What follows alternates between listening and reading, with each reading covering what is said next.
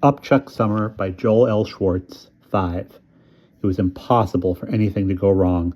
For weeks I had spent at least part of my social studies period making plans instead of listening to Mrs. Poole babble on about the Civil War. Timing was important.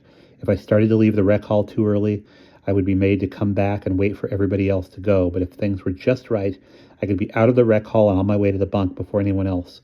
My objective was to get to the best bed in the bunk, and nothing could stop me now. Nothing except stepping in a hole on the lawn. I fell in a heap, with my packages flying in all directions. I saw my bunkmates racing past and my plans going down the drain. I picked myself up slowly and brushed the grass off the scrape on my left knee. There was no use rushing now. No one was in sight. I felt a little like crying, somewhat out of embarrassment, but mostly out of anger. I started to pick up my packages. For a second, I wanted to go home. Then I wished I could roll back the clock in order to race to the bunk again without falling. You know how your mind begins to think bad things, and once it starts, it doesn't seem to stop? That's what was happening to me now.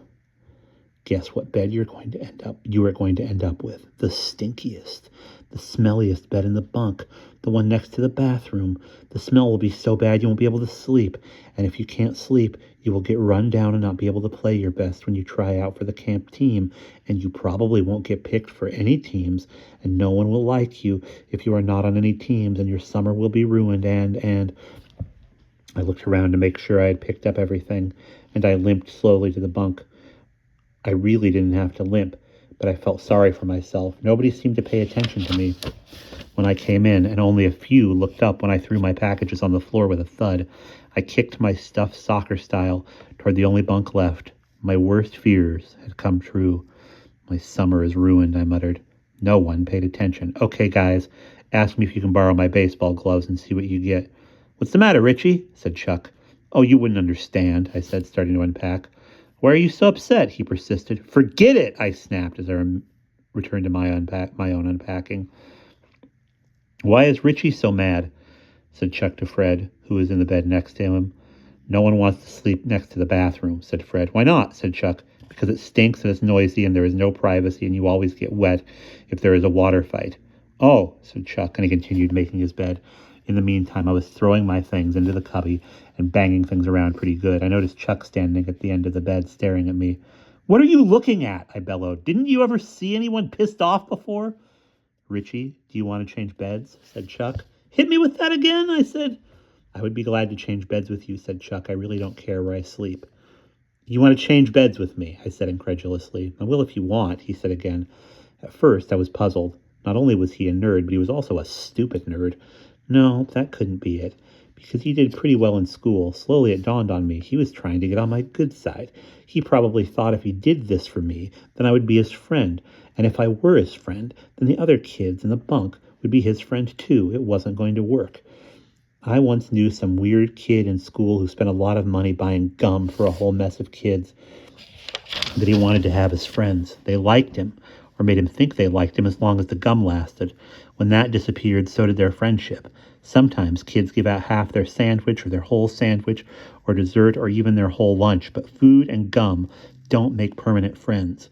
Paul once got invited to a baseball game by some creep, and he went and said the game was great, but after that he never talked to the kid again. Tickets to sporting events, swimming pools, toys, candy, clothes, and even money never ever work. Somehow, when a nerd does something for someone, it never is the same as when a friend does something for someone. That something never changes a nerd into a friend. It never works. Here, let me help you carry your things over, said Chuck. It's not going to work. I really don't mind where I sleep, he said again. It's not going to work. But Chuck couldn't hear my thoughts, so he kept on carrying all my things over to my new bed, and I just sat there thinking, it's not going to work. That first night, everyone in camp was supposed to go to bed early, but our bunk stayed up late talking and telling jokes. I got to thinking about other first nights at camp. I hate to admit this, but I almost became a nerd my first year of camp. If it weren't for my best friend Fred in the bed next to me, I probably would have become one. We were both 7 years old and away from home for the first time. I was pretty homesick, and later on, Fred told me that he was too. Just before the lights went out that first night, I was sitting on the end of my bed, wishing I could be home with my mommy and daddy. Can you imagine that? Fred had always been a very sensitive guy, and he came over to my bed and sat down next to me. Are you always this quiet? He said. Only when I am afraid to if I talk, I'll cry. Sometimes, I said. Is that your glove over there? He asked, pointing to a Larry Boa model infielder's glove hanging on a hook above my bed. I'm not sure I like being away from home. 8 weeks is a long time. Yeah, that's my glove, I said. Can I see it? Asked Fred. Maybe I could go home tomorrow for a little bit and then come back the next day. Here, I said, handing it to Fred. But be careful. Boy, that really has a great pocket. It's a great glove. Where did you get it? Maybe my father could stop by on his way home from work just to say hello, and maybe he could have a catch with me. My father got it for my birthday? Where do you live? Asked Fred. Maybe my parents could send me a picture. I could put it in my cubby and look at it when I need to. Suburban Philadelphia, where are you from? Long Island, New York, said Fred. Boy, this glove is really great. Do you want to have a catch with me tomorrow? Hey, I would like that. I would like that, I said. Will you let me use your glove a little? I'll let you use mine. Hey, this is really nice. What kind of glove do you have? Let me get it, said Fred. He went back to his bed for a second and returned. Here, but be careful. I've been working on this pocket for 4 months. My pocket is much better than his. Boy, that's a great pocket, I said. Where did you get the glove?